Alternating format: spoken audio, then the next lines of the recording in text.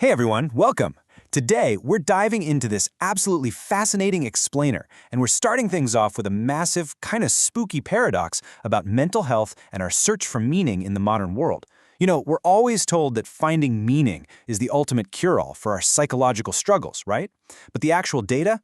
Well, it tells a completely different, almost totally contradictory story. Let's look at the numbers. To put this into perspective, recent stats from the World Health Organization showed that over 1 billion people globally are living with some form of mental disorder. That's right, 1 billion. Right now, depression and anxiety are the absolute leading causes of disability.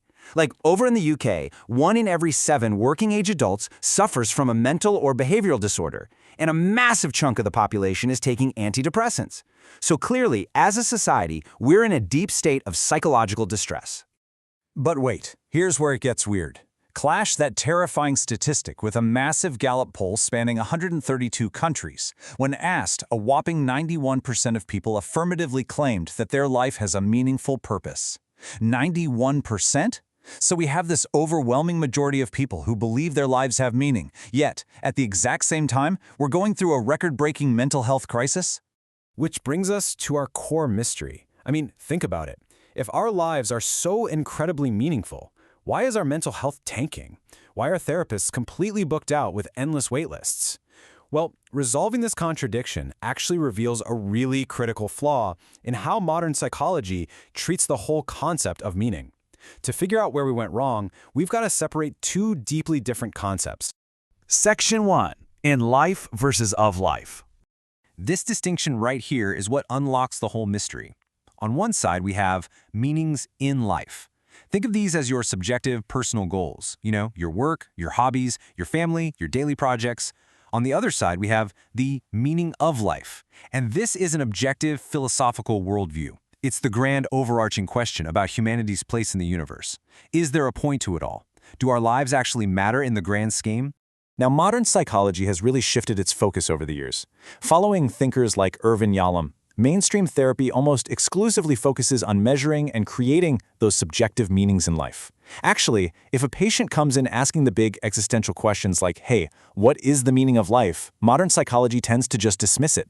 They treat these grand philosophical questions as unanswerable, basically kicking them out of the therapy room entirely. Section 2. Apps versus operating system.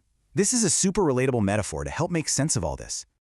Okay, first up, you have your operating system, or your OS. Your OS is basically your foundational worldview. It's your personal answer to the objective meaning of life. It's how you view the universe, suffering, mortality, and your place in existence. It runs quietly in the background, but make no mistake, it controls absolutely everything.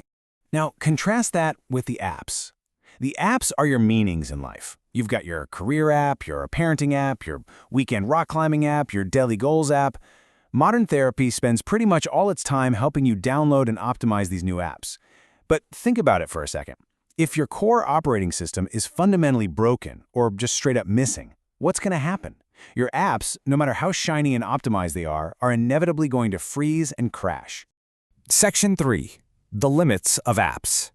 So why aren't apps enough? Well, subjective meanings ultimately fail us for 3 big reasons. First off, apps expire. You sell the business or the kids grow up and move out, right? Second, they just don't work for everyone, especially during times of profound tragedy when a simple app just isn't going to cut it. And third, apps totally ignore the big questions.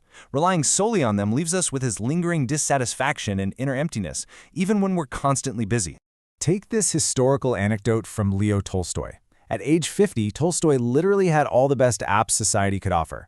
I mean, he was immensely wealthy, a globally recognized literary genius, married with a big family, the whole shebang.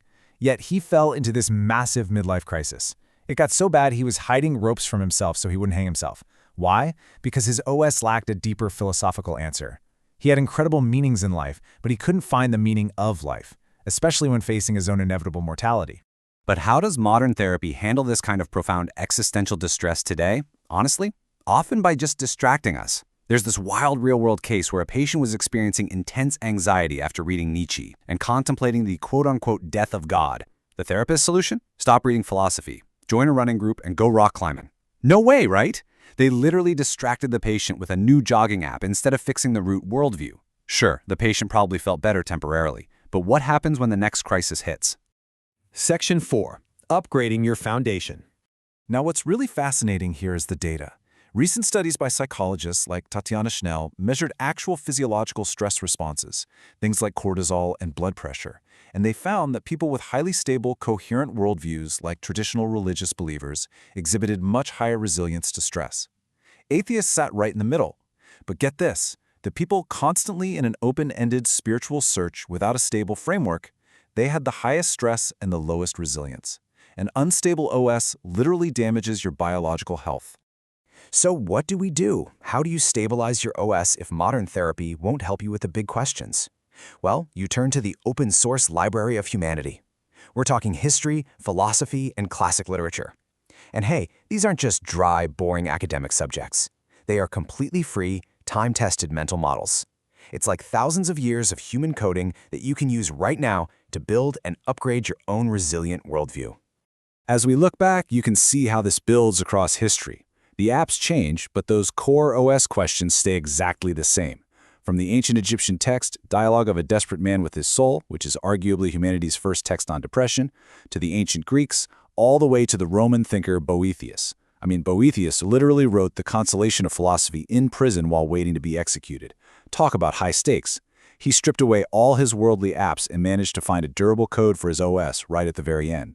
So, here is how you actually run the upgrade yourself. First, engage with original texts. Read the real conversations of historical figures. Second, study how different eras constructed their worldviews. See what worked for them. Third, take a hard look at your own lens. Why do you believe what you believe? And finally, actively construct a coherent, united picture of reality. Just keep in mind, this is an active, lifelong process. It's for sure not a quick 10-minute fix you can just knock out in a single coaching session.